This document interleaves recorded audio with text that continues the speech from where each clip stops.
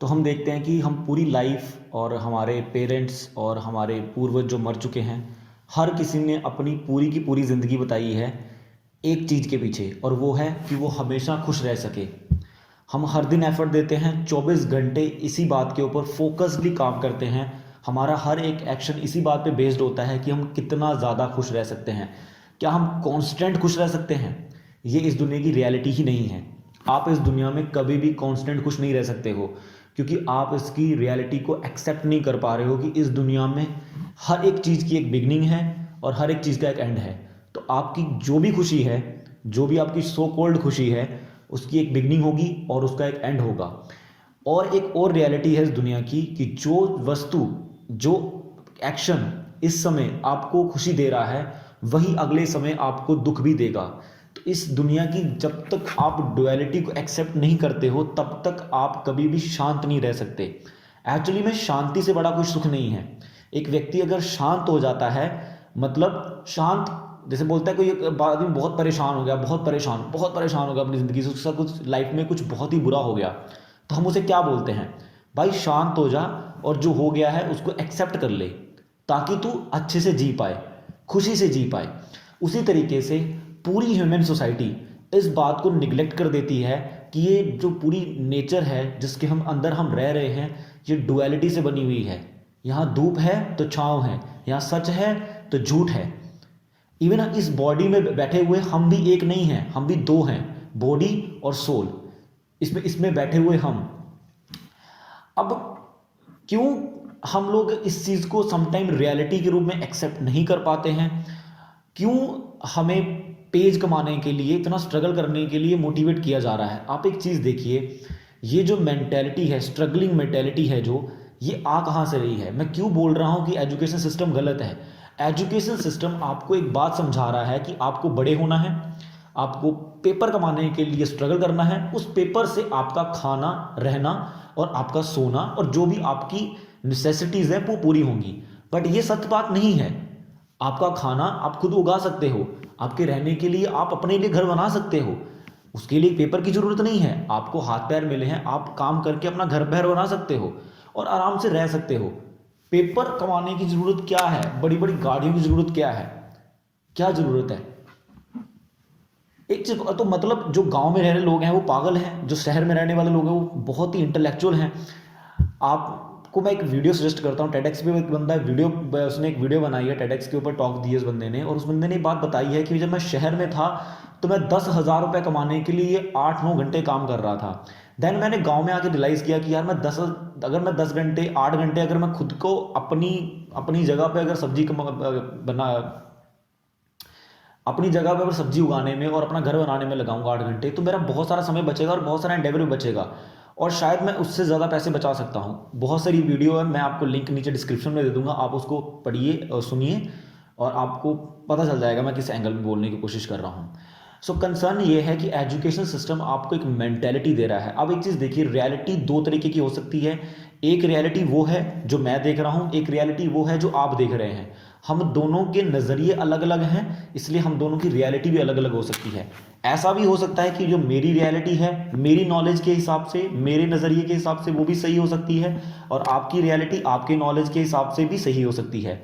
तो इस तरीके से हम पकड़ते हैं कि इस दुनिया में जितने भी लोग हैं जिनके अलग अलग नज़रिए हैं इस दुनिया को देखने के, उनके इस दुनिया के लिए अलग अलग रियलिटी है। तो क्या उन सबकी रियलिटी जो है वो क्या सच है? मतलब हमने जो रियलिटी मान ली है कि हाँ ये दुनिया ऐसी ही है, तो क्या वो सच है? तो सच कौन बता सकता है हमें? अब यहाँ पे हम एक छोटी सी एग्जांपल पकड़ते हैं। जैसे मैं एक टीवी लेके आता हूँ घर पे और एक ऐसे व्यक्ति को बताता हूँ जिसको टीवी के बारे में कोई जानकारी नहीं है, और मैं उसको बताता हूँ कि एक ऐसी मशीन है जिसपे तुम दुनिया का कोई भी पार्ट देख सकते हो एक बटन दबा के।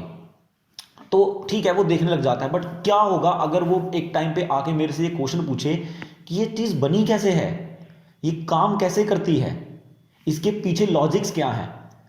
तो उसके लिए मुझे किसको अप्रोच करनी पड़ेगी? कौन उसके बारे में एज इट इज़ बता सकता है, सही बता सकता है? ऐसा हो सकता है कि मैं ही टीवी लेके आया हूँ और मुझे नहीं पता है कि वो चीज़ कैसे चलती है।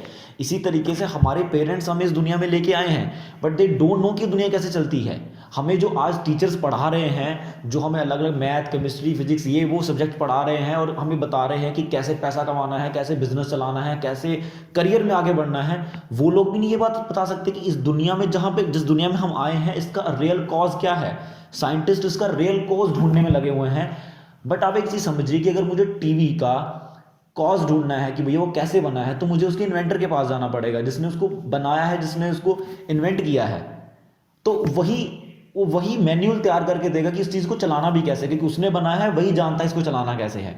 उसी तरीके से इस पूरी दुनिया को किसी तो क्रिएटर ने बनाया होगा और उस वही जानता होगा इसको कैसे चलाना है। तो हमें क्रिएटर को अप्रोच करना है।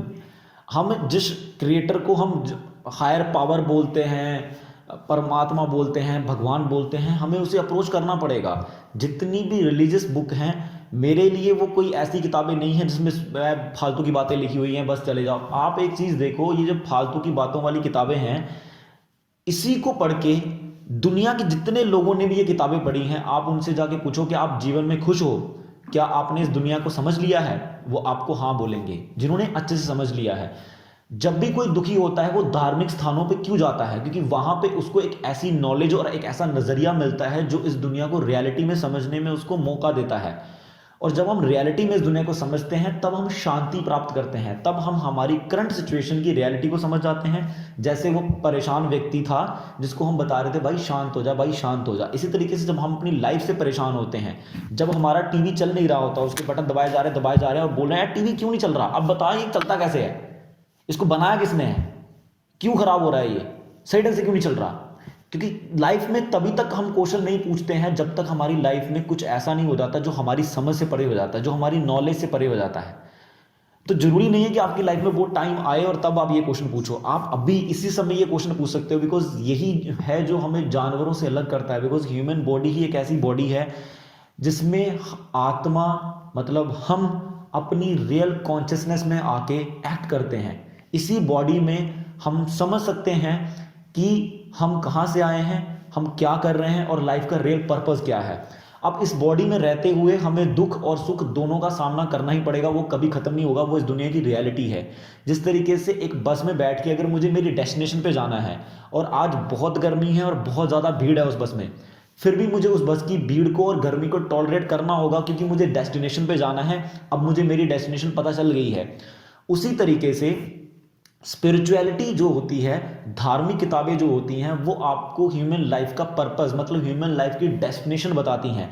वो कभी भी आपके ज़िंदगी का सुख और दुख खत्म नहीं करेंगी। वो आपको ये बताएंगी कि जब तक ये शरीर है, जब तक ये बस है आपके पास, जब तक इस बस में आप बैठे हुए हो, जब तक आप इस मोर्टल वर्ल्ड में हो, जब तक आप इस डुअल वर्ल्ड में हो जहाँ पे सुख और दुख चलता रहेगा, खत्म होगा फिर शुरू होगा, शुरू होगा फिर खत्म होगा, चलता रहेगा, तब तक आपको इस चीज़ को सहन करना है। बट सहन करते हुए आपको ये बात याद रखनी है कि मैं जा कहाँ रहा हूँ। जब तक आपकी कॉन्शियसनेस इस बात पे क्लियर नहीं होगी कि अगले सेकंड में हमारी मौत होने वाली है और इस सेकंड में मेरा कौन सा ऐसा एक्शन होगा जो मुझे मेरी डेस्टिनेशन तक पहुंचा दे, तब तक आप कभी भी रियल नॉलेज या रियल वर्ल्ड को नहीं देख सकते।